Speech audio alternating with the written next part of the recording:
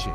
The 67-year-old man, suspected of killing at least 7, taken into custody in the sleepy coastal town of Half Moon Bay. Has helped kids stay away from violence and gangs, now may shut down because of gang violence. बड़ी खबर सामने आ रही है। America के California में firing हुई है। Firing में 10 लोगों की मौत हो गई है, जबकि 16 लोग घायल बताए जा रहे हैं। Right now, we're not able to receive any funding because we don't have kids here.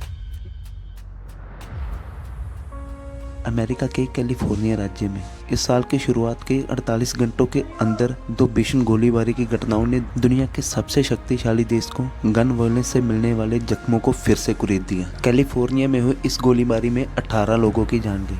इसी महीने 21 जनवरी को कैलिफोर्निया के मोंटेरी पार्क में एक बंदूकधारी ने बेरहमी से 11 लोगों को मार डाला। यह इस साल की अब तक की सबसे घातक गोलीबारी थी।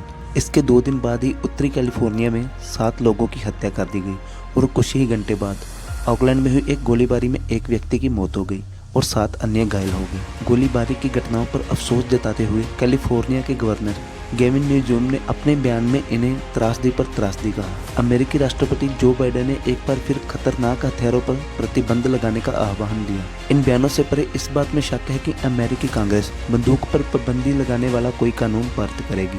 सिर्फ जनवरी महीने में ही अमेरिका के 17 अलग अलग राज्यों में गोलीबारी की 38 घटनाएं हुई। अमेरिका में दूसरे संविधान संशोधन के तहत नागरिकों को हथियार रखने का अधिकार है, लेकिन वहां हर 100 लोगों पर हथियारों का औसत 120 है। बड़े पैमाने पर होने वाली गोलीबारी की ऐसी घटनाओं के बावजूद अमेरिका में हथियारों पर नियंत्रण से जुड़ा कोई राष्ट्रीय स्तर का मजबूत कानून नहीं है। ऐसे सामूहिक कत्लेआम के बाद हर बार अमेरिका के राष्ट्रपति कड़े बयान जारी कर देते हैं और नए कानून बनाने की मांग कर डालते हैं, लेकिन इन बातों का कोई असर नहीं पड़ता। पिछले ही साल 18 साल के एक छात्र ने टेक्सास के एक प्राइमरी स्कूल के 19 बच्चों को गोली से उड़ा दिया था। इसके बाद सरकार ने एक कानून पारित किया।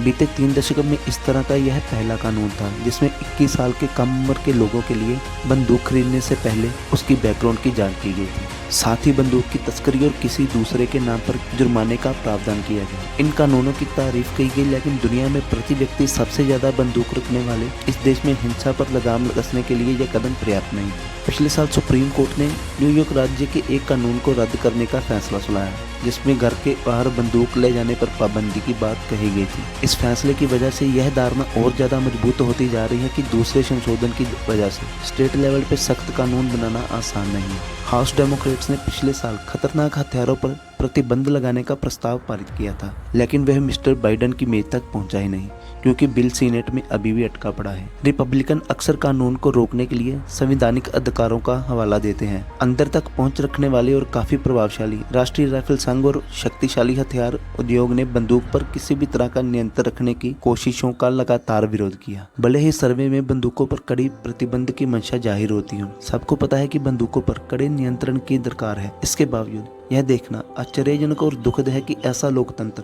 जो अपने मूल्य पर गर्व करता हो, एक ऐसी महाशक्ति जिसने अपने नागरिकों की रक्षा के नाम पर कई युद्ध लड़े हों, वे हर साल बंदूक से होने वाले कत्लेआम में अनगिनत नागरिकों की हत्या के बावजूद असहाय नजर आता है। वेल, यह तो थी कहानी गन वायलेंस से जूझते अमेरिका की। ऐसी और इंटरेस्टिंग वीडियो को देखने के लिए वीडियो को आप लाइक कर सकते हो। जल्दी मिलते हैं ऐसे किसी और वीडियो में। Till then keep watching and keep being जिज्ञासु।